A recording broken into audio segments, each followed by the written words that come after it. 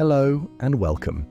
This week we have the message from our visiting guest speaker, the Revd Natasha from Stoke Poges, joining us for Pentecost and the birth of the church when Jesus ignited the fire. Carry on listening, and I hope you enjoy it. God bless. See you next time.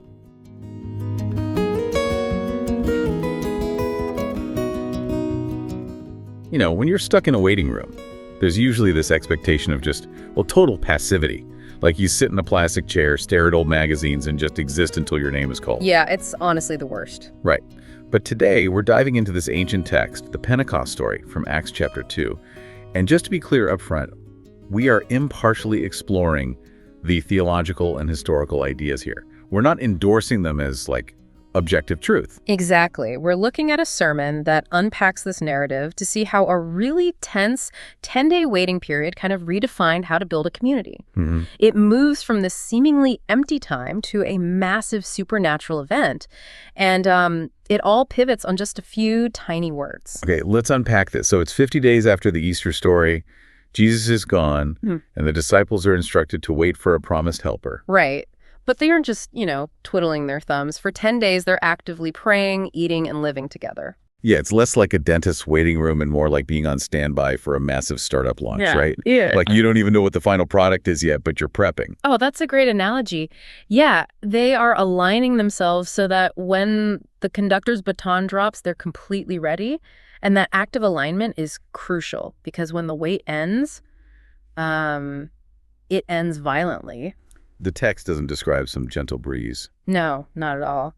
The sermon emphasizes a ferocious wind roaring through the house. It's described as so deafening that, if it happened today, your neighbors across the street would hear it over rush hour traffic. Wow, so they just come running to investigate. Exactly. And then this violent wind brings fire, but the building doesn't burn down. Right. Instead, there are these harmless flames resting on everyone's heads like fiery crowns. Yeah, which shifts the narrative from a wild weather event to a fundamental change in who actually holds power, because fire is a massive callback here. Oh, right, to Mount Sinai. Mm-hmm. In the Old Testament, God's presence appeared as fire on Sinai when Moses received the 10 Commandments. But the problem was humans couldn't keep those rules for even a few days. Yeah, we mess up pretty fast. We really do. So this scene is a radical pivot. Because humans need constant help, the people themselves now become the temple. The divine presence rests directly on them. Okay, so wouldn't you assume an empowerment this massive would be reserved for, like the VIPs, the inner circle who had been with Jesus the longest? You'd think so, but the sermon directly challenges that assumption. It focuses on two really tiny words in the original text. All and as.